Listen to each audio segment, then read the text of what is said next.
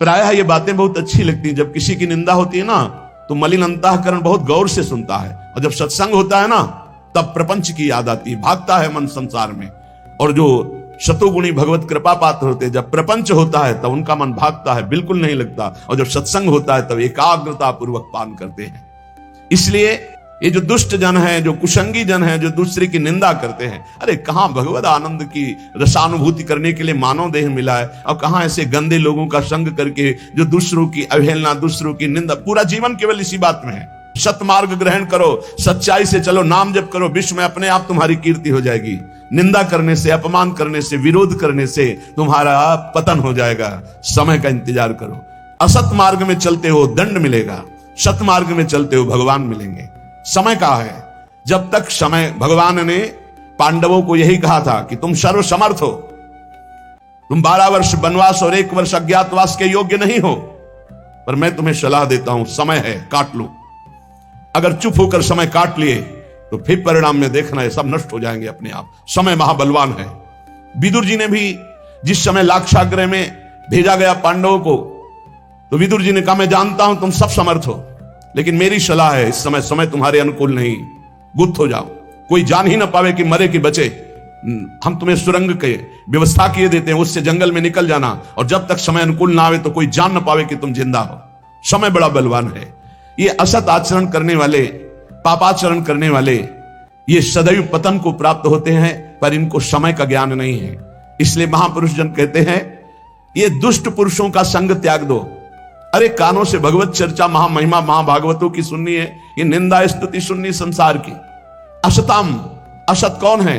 जो भगवत वार्ता विहीन, जो भक्त महिमा विहीन, केवल संसार की, प्रपंच की बातें करते रहते हैं। उनको किसी से मतलब नहीं, उनको भगवान से बिल्कुल मतलब नहीं। उनको मतलब है अपनी ख्याति से, अपने भोग वासनाओं की पूर्ति से, अपनी वाहवाही से। ऐसे असत पुरुषों के संग का त्याग कर दे।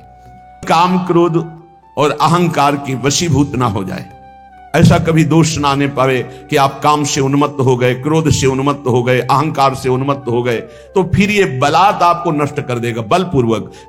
आज तक कोई कामी पुरुष, क्रोधी पुरुष, अभिमानी पुरुष कभी मंगल को प्राप्त नहीं हुआ, सदैव अमंगल हुआ है। अहंकार की वृत्तियों पर शासन करो।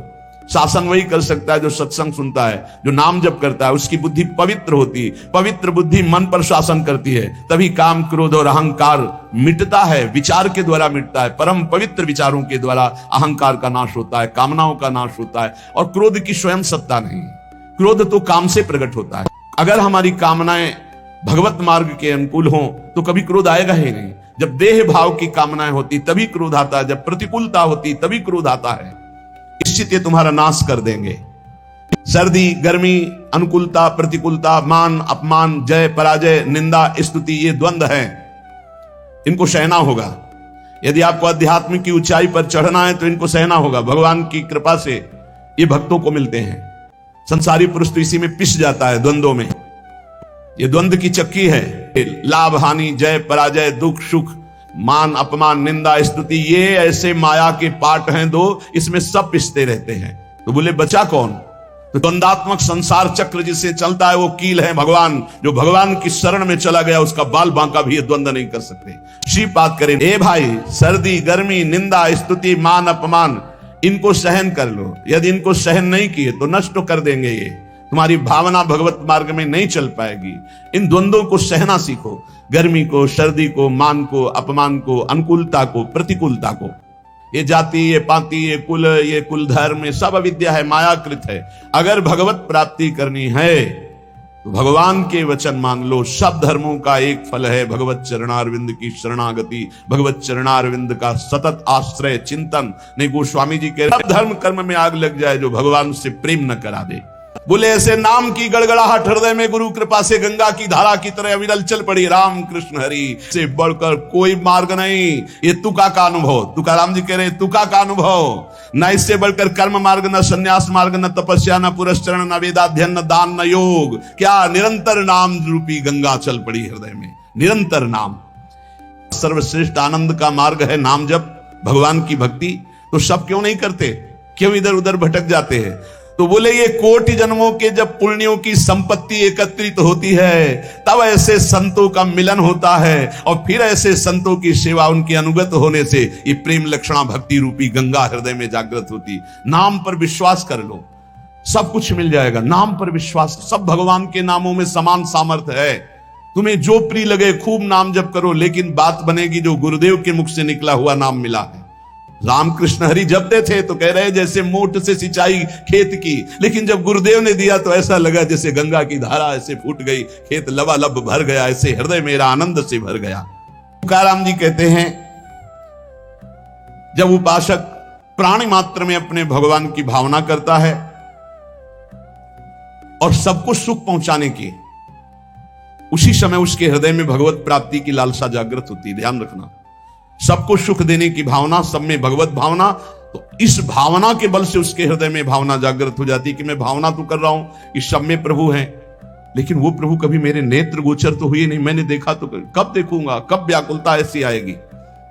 सिद्ध महापुरुषों को अपना आदर्श बना लेना चाहिए और पूरी दिनचर्या उनके अनुसार होनी चाहिए। कोई भी चेष्टा मनमानी नहीं होनी चाहिए। अगर आपसे पूछा जाए कि आप ये क्यों कर रहे हो, तो आपका उत्तर होना चाहिए कि अमुक जगह अमुक संत ने ये बात कही थी इसलिए मैं कर रहा हूं। आचरण ऐसा नहीं होना चाहिए साधक के जीवन में जो संत उपदिष्ट ना हो। डरना नहीं, भगवत मार्ग में डरना बना है। अभय किस बात से? अगर तुम्हें चाहिए ना कि अभी तुम मर जाओ तो हम जीना क्यों चाहें? तुम चाहते हो कि अभी तुम्हारी निंदा हो तो हम प्रशंसा क्यों चाहेंगे मालिक? आप जैसे राजी रहोगे। आप चाहते हो अस्वस्थ रहो तो हम स्वस्थ रहना क्यों चाहेंगे? आपकी चाह के विपरीत कोई त्रिभुवन में कदम रख नहीं सकता। हमारी वाणी से आप ही बोलते हो, हमारे कदम आपके ही शक्ति से चलते हैं, हम आपकी ही दृष्टि से दिखाई देख रहे। हमारा अस्तित्व क्या है? हमारा तन मन प्राण सब कुछ आपका है। अब नाथ जैसा खेल खेलो। जैसे एक कपड़ा दे दिया, हम इसको पैर में बांध ले, हम सर में बांध ले, हमारी इच्छा। ऐसे हमने अपने जीवन को प्रभु को दे, अब चाहे पैरों से रौंदा दे, चाहे आप पुजवा दे, ये उनका खेल है। भक्त को चाहिए कि ये तैयारी कर ले। तुकाराम जी कहते हैं चाहे जितना ब्रह्म हत्यारा राशि राशि के पाप हो, मेरे हरि के शरण में आ जाए तो महर्षि बन जाएगा, ब्रह्म ऋषि बन जाए। काहे को चिंता करते हो? चिंतन करो हरि का। कोई भय, कोई शोक, कोई चिंता उसको स्पर्श करती है जो हरि विमुख है, हरि शरणागत को। हम राजी हैं जब उसी में जिसमें तेरी रजा है, तो हमें परेशानी किस बात की है? हम मरने के लिए राजी है, मिटने के लिए राजी। मेरा अस्तित्व क्या है आपके सिवा? मेरा अस्तित्व क्या है? मस्ती अगर प्राप्त कर ली तो हरि शरणम हरि। केवल प्रवचन का विषय थोड़ी जो भगवान की शरण में हिम्मत नहीं कि बाल बाका कर ले, और हम उसके जमूरे हैं। जैसा इशारा होगा वैसे खेल खेलना है। वो बोले हमसे ताल ठोको तो ताल ठोक देंगे, बोले हमारे आगे घुटने टेको तो घुटने टेक देंगे। हमारे लिए ताल ठोकना और घुटने टेकना दोनों बराबर है, क्योंकि हम आपके लिए है ना। तुम जो चाहते हो उसे कोई मिटा दे ऐसा कोई पैदा नहीं हुआ। बस हमको ये बात ध्यान रखनी हम सबको कि अगर मेरे स्वामी मुझे दुख में रखना चाहते हैं तो ऐसे सुख को आग लगे। अगर मेरे स्वामी का विधान है कि अपमान हो, निंदा हो, जय जयकार आपकी, खूब निंदा अपमान का। हमारा अस्तित्व क्या है? हमारा अस्तित्व आप हो, और आप जिसमें राजी उसमें हम राजी। तो भक्त को दुख किस बात का? दुख की सत्ता उनके लिए है जो प्रभु से विमुख है, जो प्रभु से अलग है। इसलिए सदैव प्रभु से चित्त जोड़े रहो।